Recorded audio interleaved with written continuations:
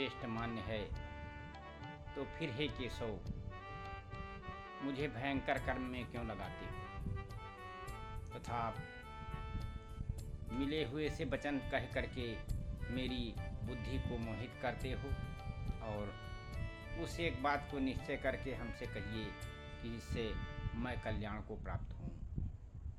इस प्रकार अर्जुन के पूछने पर भगवान श्री कृष्ण महाराज बोले कि हे निष्पाप अर्जुन, इस श्लोक में दो प्रकार की निष्ठा मेरे द्वारा पहले ही कही गई है, ज्ञानियों की ज्ञान योग से और योगियों की निष्काम कर्म योग से।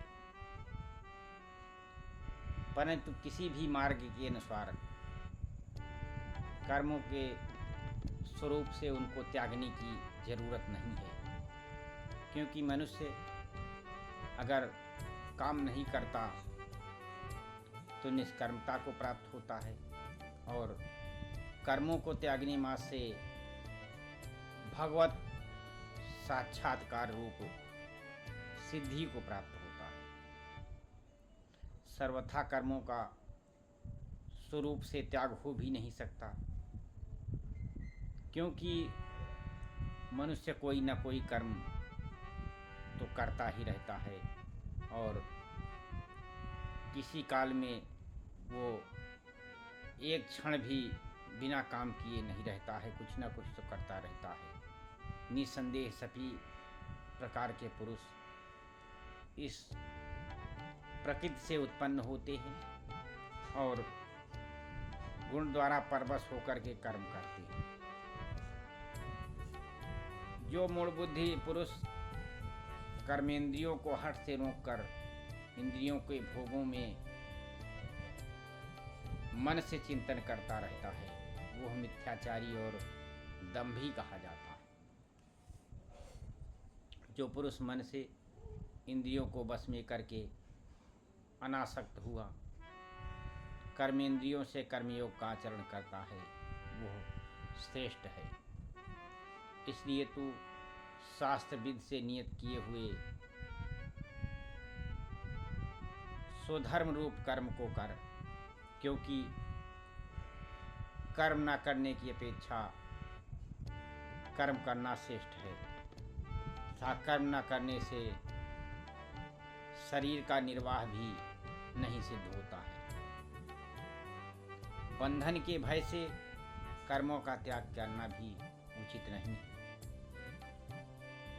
क्योंकि यज्ञ अर्थात विष्णु के निमित्त किए हुए कर्म के सिवा अन्य कर्म में लगा हुआ मनुष्य कर्मों द्वारा बनता है। आसक्ति से रहित हुआ उस परमेश्वर के निमित्त कर्म का भली प्रकार आचरण करे। कर्म न करने से मनुष्य पाप को भी प्राप्त होता है, क्योंकि प्रजापति ब्रह्मा ने कल्प के आदि में प्रजा सहित यज्ञ को रचकर कहा कि इस यज्ञ के द्वारा तुम लोग वृद्धि को प्राप्त हो, और यह यज्ञ तुम लोगों को इच्छित कामनाओं का देने वाला होगा। तुम लोग इस यज्ञ द्वारा देवताओं की उन्नत करो, और देवता लोग तुम लोगों की उन्नत करें। इस प्रकार के आपस में कर्तव्य समझकर उन्नत करते हुए दोनों लोग परम कल्याण को प्राप्त हो। यज्ञ द्वारा बढ़ाए हुए देवता लोग तुम्हारे लिए बिना कुछ मांगे ही भोगों को देंगे। उनके द्वारा दिए हुए भोगों को जो पुरुष इनके दिए बिना ही भोगता है, वह निश्चय ही चोर है, क्योंकि यज्ञ से बचे हुए शेष अन्न को खाने वाले पुरुष सब पापों से छूटते हैं, और जो पापी लोग केवल अपने शरीर के पोषण के लिए पकाते हैं, वो तो पाप का ही खाते हैं, क्योंकि संपूर्ण प्राणी अन्न से उत्पन्न होते हैं। अन्न की उत्पत्ति वृष्टि से होती है, और वो वृष्टि जो है यज्ञ से होती है, और वह यज्ञ कर्मों में उत्पन्न होने वाला है, इसलिए उस कर्म को तू वेद से ही उत्पन्न हुआ जान। वेद अविनाशी परमात्मा से उत्पन्न हुआ है। इससे सर्वव्यापी परम अक्षर परमात्मा सदा ही यज्ञ में प्रतिष्ठित है। जो पुरुष इस श्लोक में इस प्रकार चलाए हुए सृष्टि चक्र के अनुसार नहीं बरतते हैं, अर्थात शास्त्र के अनुसार काम नहीं करते हैं, वह इंद्रियों के सुख को भोगने वाले पापायु पुरुष व्यर्थ ही जीते हैं। जो मनुष्य आत्मा में ही प्रीत वाला है और आत्मा में ही तृप्त है, आत्मा में ही संतुष्ट है, उसके लिए कोई कर्तव्य नहीं है, क्योंकि इस संसार में उस पुरुष का किए जाने में भी कोई प्रयोजन नहीं और ना किए जाने में भी कोई प्रयोजन नहीं है, और इसका संपूर्ण भूतों में कुछ भी स्वार्थ का संबंध भी नहीं है। तो भी केवल लोकहितार्थ उसके द्वारा कर्म किए जाते हैं। इसलिए अनासक्त हुआ निरंतर कर्तव्य कर्म का अच्छी प्रकार आचरण करना चाहिए, क्योंकि अनासक्त पुरुष कर्म करता हुआ परमात्मा को प्राप्त होता है। इस प्रकार जनकादि ज्ञानी जन भी आसक्ति रहित कर्मयुक्त ही परम सिद्धि को प्राप्त हुए हैं। इसलिए तथा संग्रह को लोक संग्रह को देखता हुआ भी कोई भी पुरुष कर्म करने के लिए ही योग्य है। श्रेष्ठ पुरुष जो जो आचरण करते हैं, अन्य पुरुष भी उनके अनुसार ही काम करते हैं। वो पुरुष जो कुछ प्रमाण कर देते हैं, लोग भी उसी के अनुसार चलते हैं। इसलिए हे अर्जुन, यद्यपि मुझे तीनों लोकों में कुछ भी कर्तव्य नहीं है तथा कुछ भी प्राप्त होने योग्य वस्तु अप्राप्त नहीं है, तो भी मैं कर्म करता हुआ ही बरतता हूँ। इस प्रकार ये श्री कृष्ण महाराज अर्जुन से कह रहे हैं कि यदि मैं सावधान हुआ कदाचित कर्म में ना बरतूं, तो हे अर्जुन, सब प्रकार से मनुष्य मेरे बर्ताव के अनुसार बरतने लग जाएं और सब लोग भ्रष्ट हो जाएं और मैं वर्ण संकर का करने वाला बनूंगा तथा इस सारी प्रजा का हनन करूंगा, अर्थात उसको मानने वाला बनूंगा। इसलिए हे भारत, कर्म में आसक्त हुए अज्ञानी जन जैसे कर्म करते हैं, वैसे ही अनासक्त हुआ विद्वान भी लोक शिक्षा को चाहता हुआ कर्म करे। ज्ञानी पुरुष को चाहिए कि कर्मों में आसक्ति वाले अज्ञानियों की बुद्धि में भ्रम अर्थात कर्मों में अश्रद्धा उत्पन्न न करे, किंतु स्वयं परमात्मा के स्वरूप में स्थित रहता हुआ सब कामों को उसी प्रकार करता हुआ उनसे वैसे ही कराए। वास्तव में संपूर्ण कर्म प्रकृति के गुणों द्वारा किए हुए हैं, तो भी अहंकार से मोहित हुए अंतःकरण वाला पुरुष मैं करता हूँ ऐसा मान लेता है।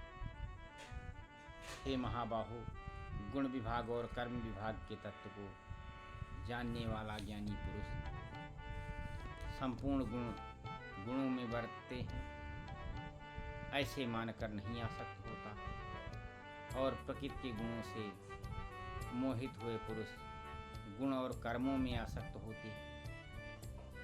अच्छी प्रकार ना समझने वाले मूर्खों को अच्छी प्रकार जानने वाला ज्ञानी पुरुष चलायमान न करे।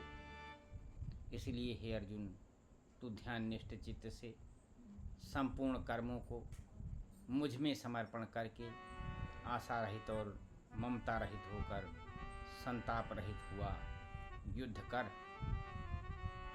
जो कोई भी मनुष्य दोष बुद्धि से रहित और श्रद्धा से युक्त हुए सदा ही मेरे इस मत के अनुसार चलते हैं, वे संपूर्ण कर्मों से छूट जाते हैं। जो दोष दृष्टि वाले मूर्ख लोग मेरे मत के अनुसार नहीं बढ़ते हैं।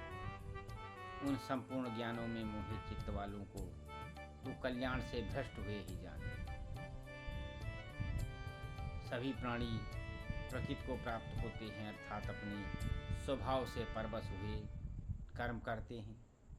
ज्ञानवान भी अपनी प्रकृति के अनुसार चेष्टा करता है, फिर इसमें किसी का हट क्या करेगा।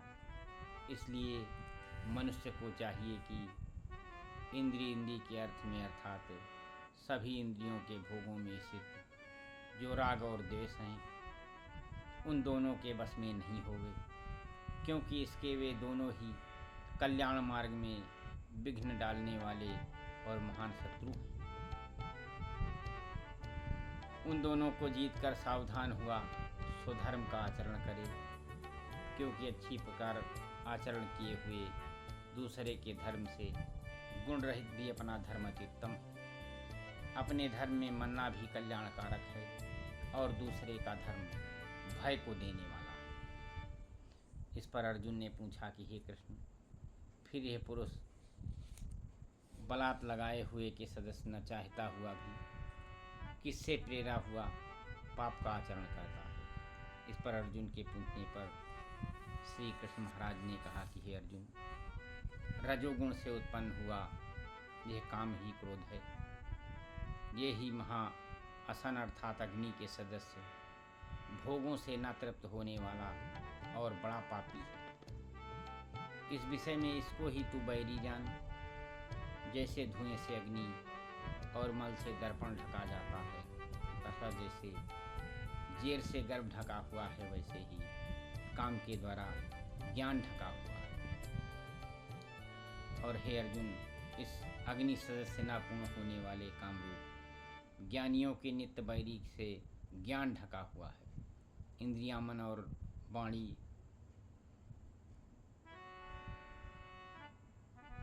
बुद्धि के काम के वासस्थान कहे जाते हैं। यह काम इन मन, बुद्धि और इंद्रियों द्वारा ही ज्ञान को आच्छादित करके इस जीवात्मा को मोहित करता है। इसलिए हे अर्जुन, तू पहले इंद्रियों को बस में करके ज्ञान और विज्ञान के नाश करने वाले इस काम पापी को निश्चय पूर्वक मार। यदि तू समझे कि इंद्रियों को रोककर कामरूप बैरी को मारने की मेरी शक्ति नहीं है, तो तेरी यह भूल है। इस शरीर में तो इंद्रियों के पर श्रेष्ठ, बलवान और सूक्ष्म कहते हैं, और इंद्रियों से पर मन है, और मन से पर बुद्धि है, और जो बुद्धि से अत्यंत पर है वो आत्मा है। इस प्रकार बुद्धि से पर अर्थात सूक्ष्म तथा सब प्रकार बलवान और श्रेष्ठ अपने आत्मा को जानकर और बुद्धि के द्वारा मन को वश में करके, हे महाबाहो, अपनी शक्ति को समझकर इस दुर्जय कामरूप शत्रु को मार।